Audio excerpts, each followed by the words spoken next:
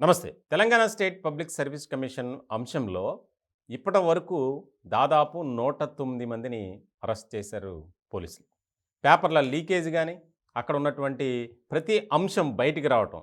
ఈ మొత్తం వ్యవహారంలో ఇప్పటివరకు విచారణలో చాలా కీలకమైనటువంటి సభ్యుల్ని అరెస్ట్ చేశారు. ఇప్పుడు తాజాగా సిట్ ఎవరైతే ఉన్నారో joint CP Ranganath IPS senior అధికారి ఈయన ఒక కీలకమైనటువంటి ప్రకటన ఒకటి చేశారు. ఈ కేసులో త్వరలోనే మరికొంతమంది అరెస్ట్ అవ్వబోతున్నారు. మా దగ్గర పూర్తి స్థాయి ఆధారాలు దొరికాయి అని చెప్పి. గతంలో మనం చూసాం ఏఈ ఎగ్జామ్ కానీ ప్రతి నియామక పరీక్షకు సంబంధించినటువంటి పేపర్ల లీకేజ్ అంశంలో దాదాపు కోట్లాది రూపాయలు చేతులు మారాయి. చాలా వివాదాస్పదమైంది Telangana state public service commission. ఒక రకంగా చెప్పాలంటే అది రాజ్యాంగబద్ధంగా నడిచేటువంటి సంస్థానాలు దాన్ని ఒక రకంగా చెప్పాలంటే. అలాంటి టీఎస్పీఎస్సీ ఒక నిరుద్యోగులకు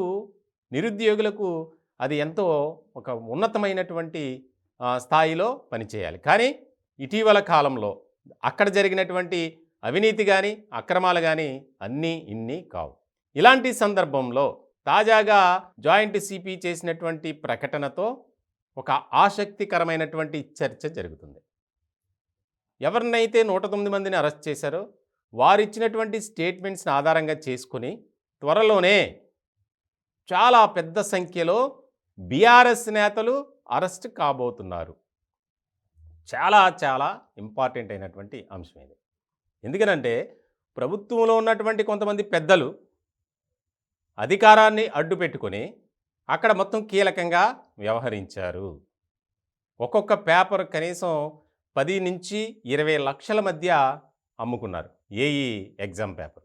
ఇట్లా చాలా అక్రమాలు జరిగాయి. ఇటువంటి సందర్భంలో పెద్ద సంఖ్యలో అరెస్టు చేసినటువంటి ఆ నేపథ్యంలో ఇప్పుడు తాజాగా మరికొద్ది రోజుల్లోనే కొంతమంది అరెస్ట్ కాబోతున్నారు. ఇప్పటికే ఆ విచారణకు సంబంధించి ఒక ప్రత్యేకమైనటువంటి బృందాన్ని ఏర్పాటు చేసింది ఈ ప్రభుత్వం.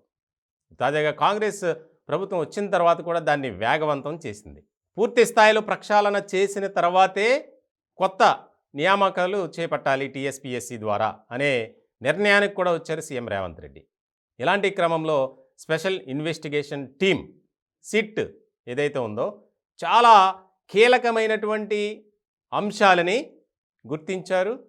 వారు స్టేట్మెంట్స్ని తీసుకున్నారు. అలాగే మాట్లాడుకున్నటువంటి ఆడియో కాల్స్ని కూడా సేకరించారు. ఇలాంటి క్రమంలో ఇప్పుడు బీఆర్ఎస్లో ఒక రకమైనటువంటి గుబులు పట్టుకుంది.